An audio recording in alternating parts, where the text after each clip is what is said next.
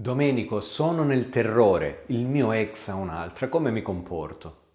Ok, voglio spiegarti 3 cose fondamentali che puoi fare all'interno di questo video.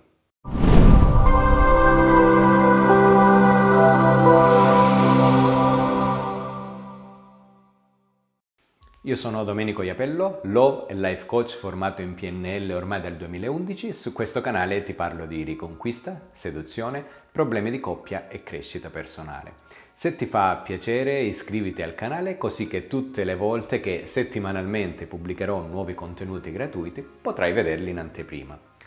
Ora, detto questo, cerchiamo di entrare nel vivo di questo argomento. Ok, il tuo ex ha un'altra. La prima cosa in assoluto, e quindi questa è una premessa che voglio fare, la prima cosa in assoluto è non condannare te e non condannare lui. Ognuno nella propria vita ha una mappa interna che molto spesso non conosciamo e che prima di conoscere non possiamo giudicare, non possiamo valutare.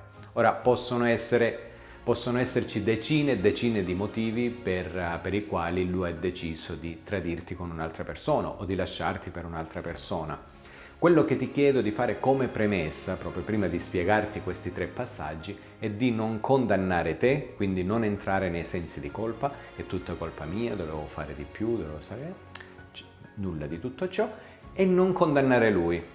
È uno stronzo, è un bastardo, eccetera, eccetera, eccetera. Ok? Almeno questa è la premessa per poter usufruire al meglio dei consigli che sto per darti affinché ti possano realmente aiutare. La prima cosa che dovrai fare se vuoi avere tante possibilità di riportare quest'uomo da te è non screditare l'altra persona, ok? La persona che sostanzialmente sta vedendo, frequentando. Non farlo, non screditarla, non parlare male di lei, anzi parlaci bene. Ti può sembrare banale, dice Domenico, ma io la metterei sotto i piedi sostanzialmente, no? Ora, scherzi a parte. In realtà non farlo, non screditarla e non parlare male di lei. Dici, e cosa devo dire, Domenico? Queste semplici parole. Se può renderti felice, lo sono anch'io. Se ti fa stare bene, mi fa piacere. Dette con molta naturalezza e molta tranquillità, ok? Questo è il primo passaggio. Può sembrarti una cosa banale, in realtà ti dà numerose possibilità di attirare l'altra persona più verso di te che verso l'altra persona, sostanzialmente. Esatto opposto invece è quando le persone tendono a screditare gli altri. Ah, sai, figurati, giusto con quella ti sei messo. Che è più brutta del buio, oppure ti sei messo con quella che in realtà me la metto sotto il tacco del piede sinistro, sotto il mignolino del piede sinistro. Cioè tutte quelle cose che poi in realtà ti aprono davanti un inferno emozionale, perché spingerai sempre di più il tuo ex verso l'altra. Fidati, lo spingerai sempre di più. Lavoriamo al contrario, senza mai screditarla, ok? Segna su carta, non la screditerò più. O se in realtà non l'hai fatto finora, continua a non farlo.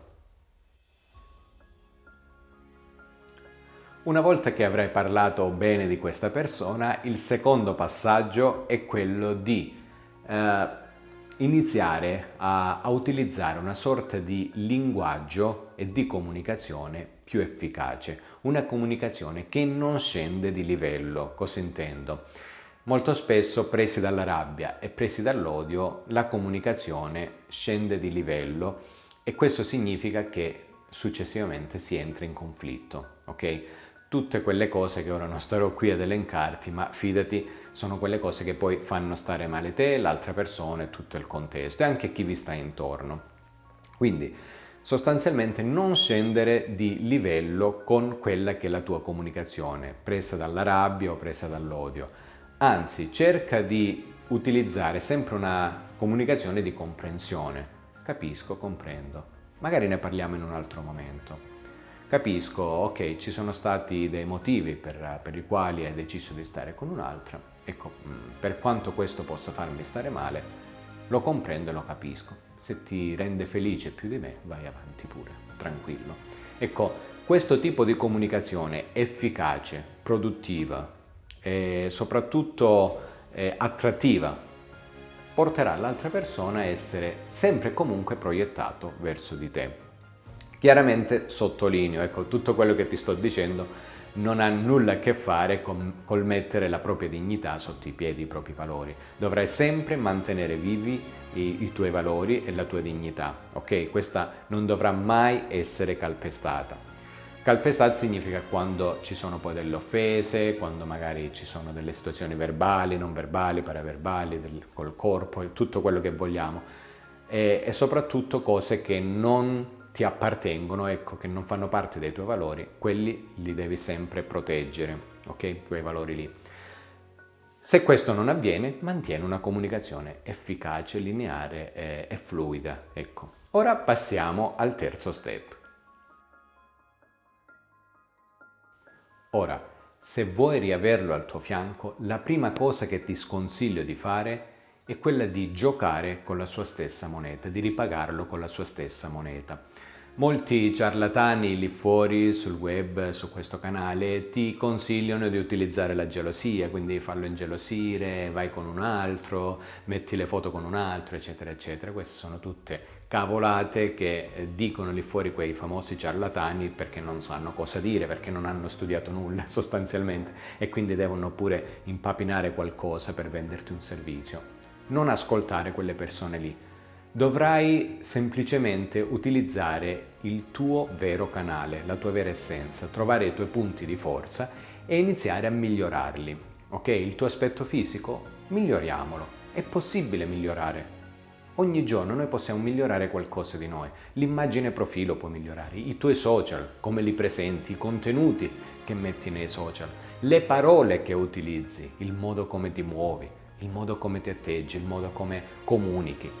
Tutto ciò può essere migliorato ed è un canale che praticamente lui inizialmente disconosceva, ora inizierà passo passo ad apprezzare perché diventa più visibile, più marcato, migliorato, ok? Quindi quello di cui hai bisogno è proprio di trovare la tua nuova essenza, prendere te stessa, ok? Nella tua unicità, scrivere proprio quali sono i tuoi punti di forza. A noi non interessano i punti di debolezza, su quelli poi verranno avanti da soli.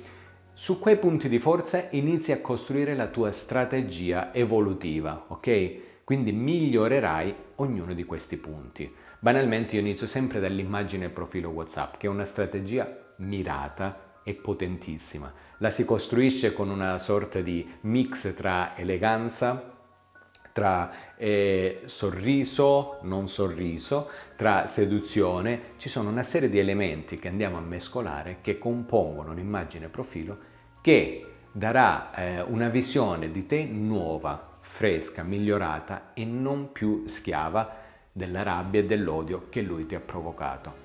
E lì lo vedrai sempre di più fare passi indietro. Io aiuto giornalmente le persone proprio in questo con risultati straordinari. Se ti fa piacere, trovi i miei riferimenti in descrizione, potrai contattarmi, e ne potremo parlare. Detto ciò, lascia un like se ti è piaciuto questo video o un commento per farmi sapere cosa ne pensi o se hai bisogno di un ulteriore consiglio e continua a seguirmi iscrivendoti al canale, tutto qua. Ti ringrazio e alla prossima. Ciao!